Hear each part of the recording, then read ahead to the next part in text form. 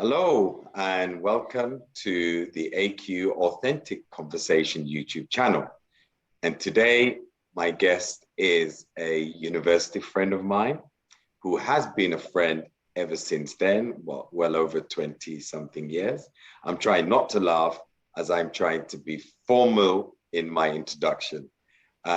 So her name is Nicky Pai, and I will hand over not the mic, but the camera to Nicky so she can introduce herself. Nicky, welcome to the AQ Authentic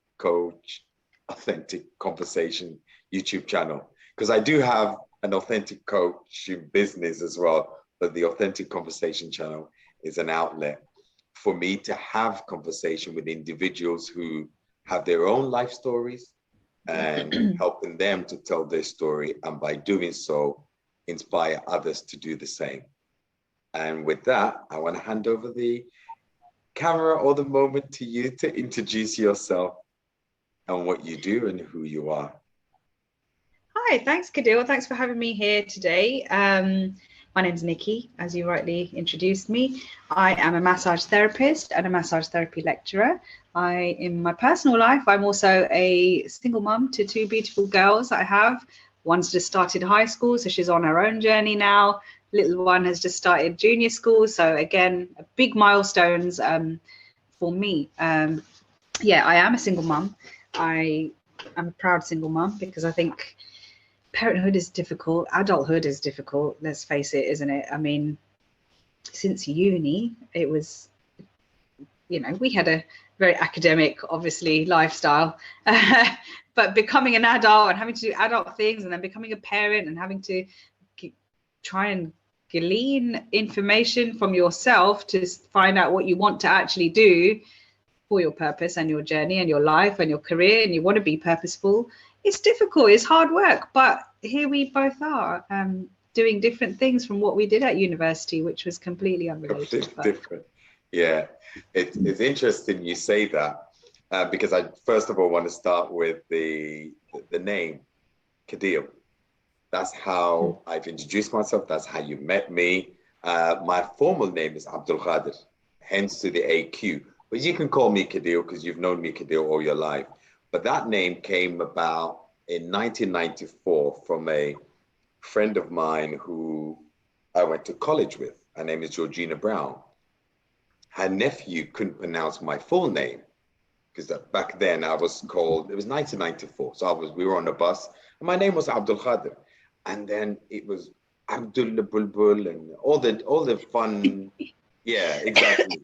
All of the fun that they could make of the Abdul. And then later on, I thought, no, I don't like Abdul because Abdul alone means servant. My full name means servant of Allah. So, okay. And then he just called me Kadad or Kadir. And I thought that's one of Allah's names. So double L. Anyway, just to explain the name change. And now at the age of 44, fully formed individual, realized what my name meant and how much it represents me now. So I don't mind people calling me Kadil. I'm not offended, but I like to be called AQ. But you can call me Kadil because you've known me as Kadil. But anybody that meets me, it's now AQ. So that also gives me not food for thought, but just makes me reflect on how long we've known each other and our journey and university days, studying tourism and town planning. And now you are a massage therapist and I'm a certified life coach. What a full circle. And I can't wait to dive into your journey and your chapters in life, talking about your challenges and your setbacks to only set yourself up to where you are now. So, and I know you and I, I was going to say we are not shy. We're totally not shy. And we can talk and have a conversation. And I'm looking forward to it. Yes, I am the one that is hosting it. But really, without your content, there is no show. So I'm loving that I've got this opportunity to have this conversation and you're open to have this discussion. And welcome to the channel. And thank you for your introduction. You're based in where? So that's just one information. West London. So I'm in Hayes. I have a mobile therapy business, so I travel out to people to their houses to go and see them to do massage therapy. So it's a bit like people might have heard of Urban Massage. It's an app, a bit like Uber Eats and Uber, where you can, wow. yeah, instead of ordering food, you order a massage. So I did sign up for Urban Massage actually. It didn't work for me because their hours when they had availability, or when they had a demand rather, didn't suit my availability. Obviously, as I said, I'm a mum to two little girls. I'm a single mum as well, so my hours that I can work tend to be around their school time. I work around them. You know, a lot of people say, oh, why don't you work in the evenings or at weekends or whatever? And I do. I teach at weekends. I sometimes have my clients at weekends. However, my priority, I want to highlight that actually, because although my passion for massage is strong, and you know, the work and the energy I put into my job and, you know, into my passion is there, that desire is really strong, but nothing supersedes my love for my kids and the desire to be a good parent to them. And I think that's, you know, I've had my children because I want to be a mother to them, and that's important for me. And so I work around them until they don't need me as much anymore. Of course, I can be free to do what I want and they'll have their own journeys. But right now, that's what they need. And so, yeah, I'm there for them. Amazing. And you know what? I would love to meet them in person. We're looking forward to meeting them in person. I'm just smiling as you talk because Nicky, mother, wow, one is already going to anyway. Let's not dive into that yet. We'll do that in person. We'll do it off camera.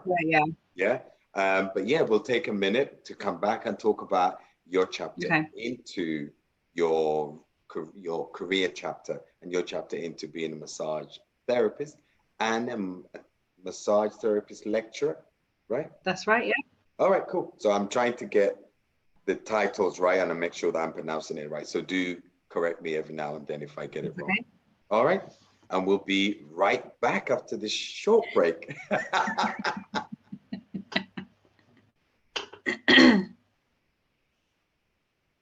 Hello, and welcome back to the AQ Authentic Conversation YouTube channel.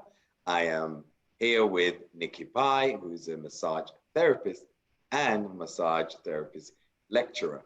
And now we want to talk more about Nicky's career journey.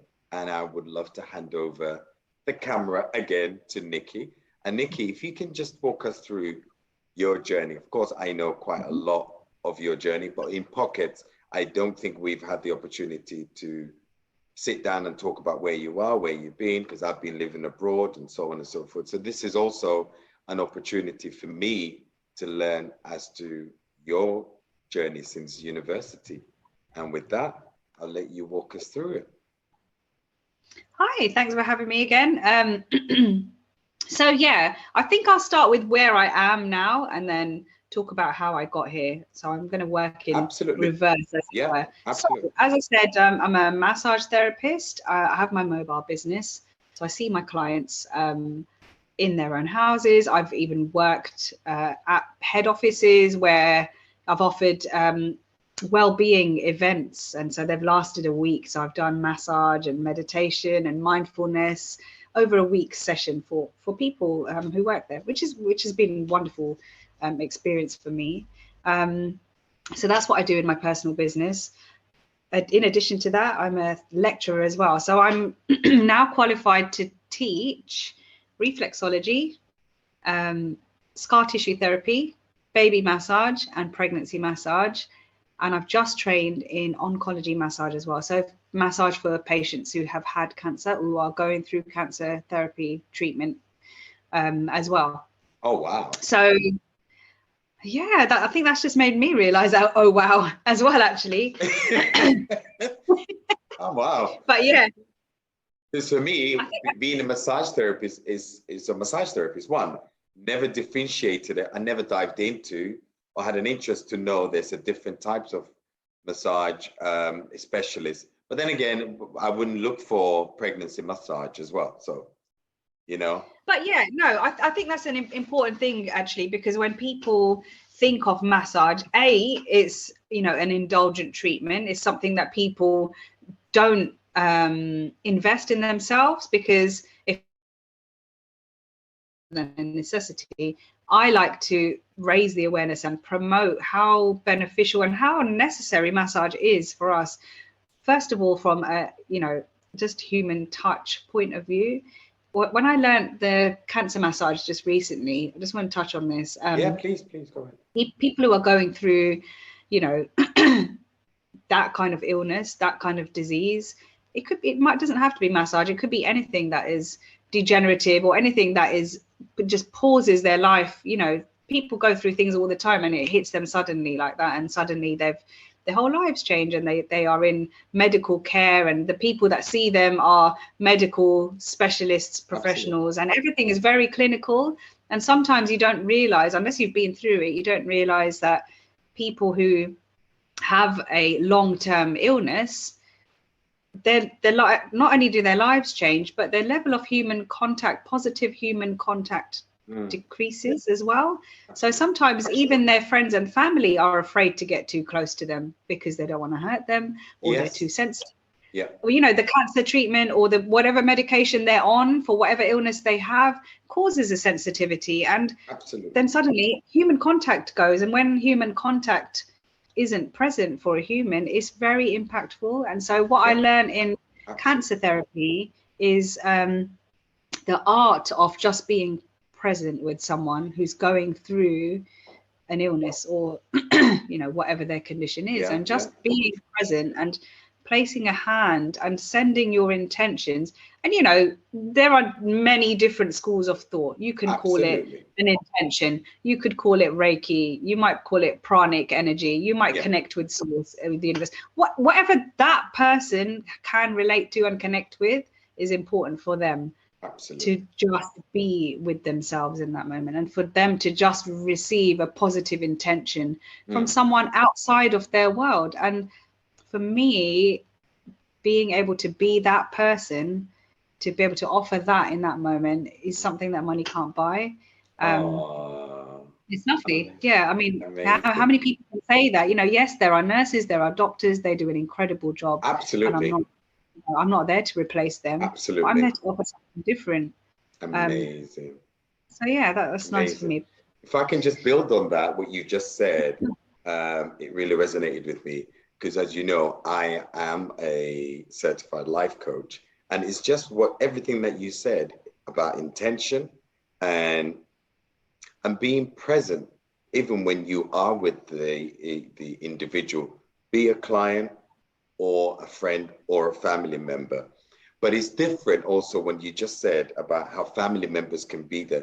Because one of the things that I get, for example, as a life coach, is like, I got to speak to you and pay you. Why I've got a family, got a friend, which is great.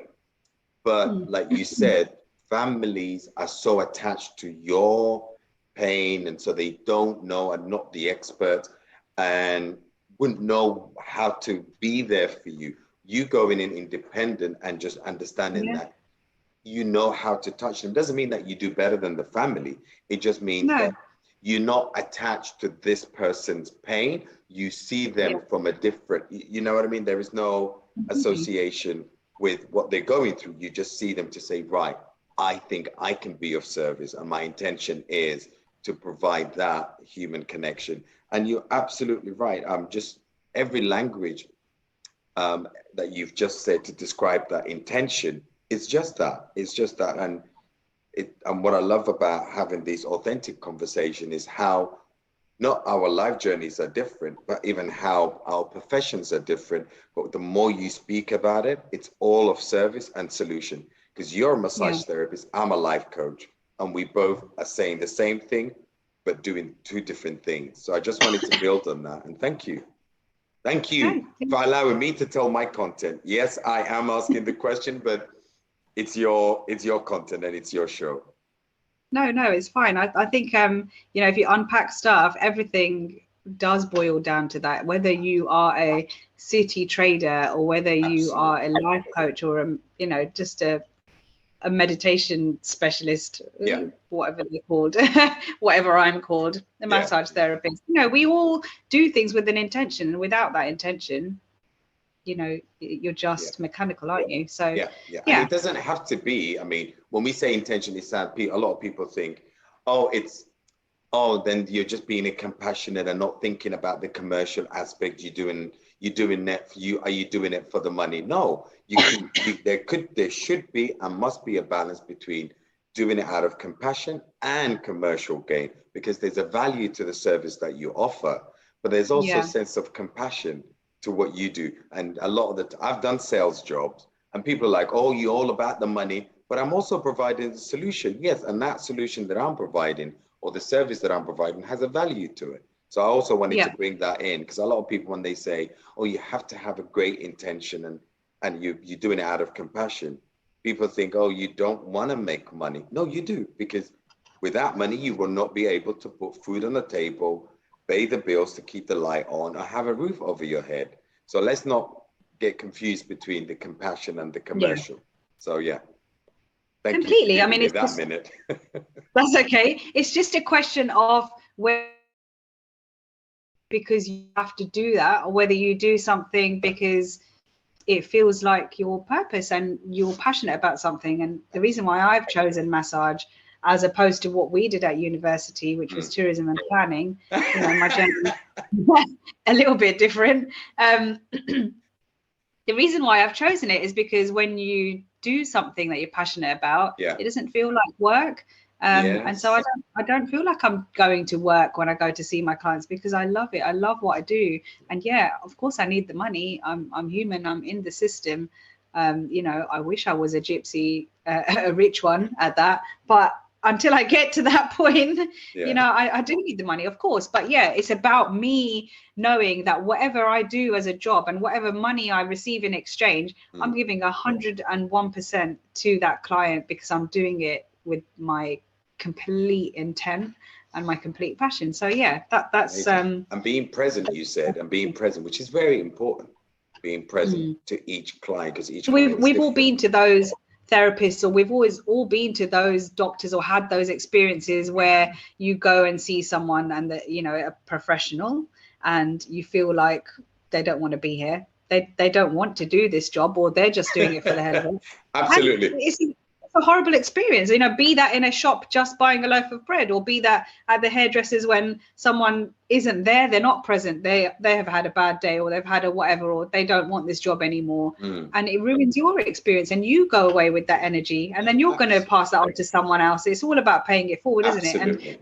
And butterfly effect. So if I can be that one person who gives a good massage to someone, or be's there presently for someone, that's going to follow through in their journey. So I wanted to I'm glad you've taken us there. Did you want to, I know you wanted to build on a little bit more about where you are now, but I also wanted you, and I want you to tell us a little bit more before we get to your journey of how you got to become a certified or qualified massage therapist. I also want to bring in the negative connotation that is associated with the massage, because when you spoke about the 5, I'm like, I didn't even know there's a different, I knew there's a different, because I know friends and families that have gone through physiotherapy and had a massage specialist, so I know there's some medical or medicine association with it, but I didn't know the different types of, and I've also heard about the pregnancy massage as well, services. So all of these I knew, but I just didn't know not the professional side of it, or never underestimated the professional aspect of what you do. But I also know when you hear, oh, that person, oh, do you want to go to massage? The negative connotation that comes with it. Having lived in a Middle East, when you say, what do you do? They don't say, oh, you're a massage therapist. Oh, you work in the massage center. Automatically, you get the negative connotation. How was that for you? And we know what the negative connotation is. It's massage with a happy ending. We laugh and joke about it. Oh, where would you go for your not hen night? What do you call it? What's that? exactly. Yeah, whatever. So whatever, Yeah. you know what I mean? So that's a No, joke. But you bring him, you just made me also realize the different things. Anyway, I'm saying the same thing over and again.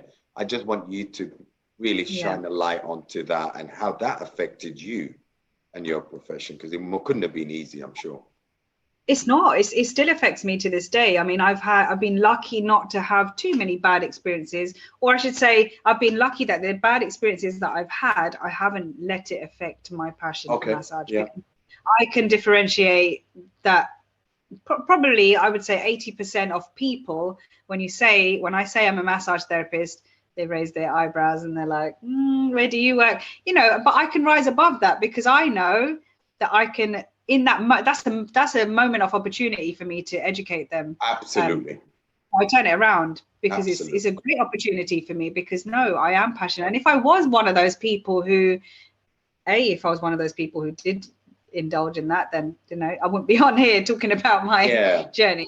Definitely. But that's But also secondly, a profession, by the way. We know that. That's no, also a profession. it is. But one of the long-standing profession in history. But you're not. But that. yeah, no, most definitely not. No. I've taken time and energy to learn and educate myself and gain qualifications and learn about how the body works. I've learned about anatomy and physiology to a level where, it's bordering on clinical, because without knowing how muscles and tendons and, joints articulate, I would be able to help the person in a professional way. Without learning the background that I have in reflexology, I wouldn't know how to look at their feet and work out what problem areas they, might be experiencing. Yeah. Without having learned about baby massage and pregnancy and the cycles that a woman goes through during her 3 trimesters, I won't be able to address her needs. And so I do value that, and I do add that value to my treatments. When I offer a pregnancy massage, I know that I can proudly and confidently say I am a pregnancy massage specialist because I've learned about it. I teach it. I know exactly what. And the clients that I receive, they're not allowed to have a general massage, unless somebody is trained in pregnancy massage. Okay. Without that qualification, that poor lady wouldn't be able to have a massage anywhere else, because there's insurance implications and public liability stuff. So massage is the awareness about massage is becoming more clear and there's more apparent. So that's great. But massage therapists do suffer a lot of stigma, unfortunately. And that's just the way the world works. But I think I can gladly say that I'm there to educate people and raise that awareness that, massage therapy is a therapy. Amazing. It's almost bordering on clinical. It's an alternative therapy. And, whether people see it as a airy fairy voodoo thing, that's it's not for them. I'm not there to try and promote a therapy or convince them. Yeah, no, that's fine. If you're coming to me because this is what you've learned about and you want this treatment, then 100% I will give you 100%. Absolutely. But if you're there and you have these connotations attached to massage, then please go and take your business elsewhere. And that's what I have. That's the mindset that I have anyway when it comes to that. I have had negative experiences. I won't divulge because I don't think this is the correct platform for that today. But we'll take it offline. We'll take it offline because I want to hear all about it. and find the violators. But yeah, no, we've all had that. But yeah, no, I just wanted to get that out of the way before we dive deep into your journey of becoming a therapist. So if we can take a minute to pause and then come back to that.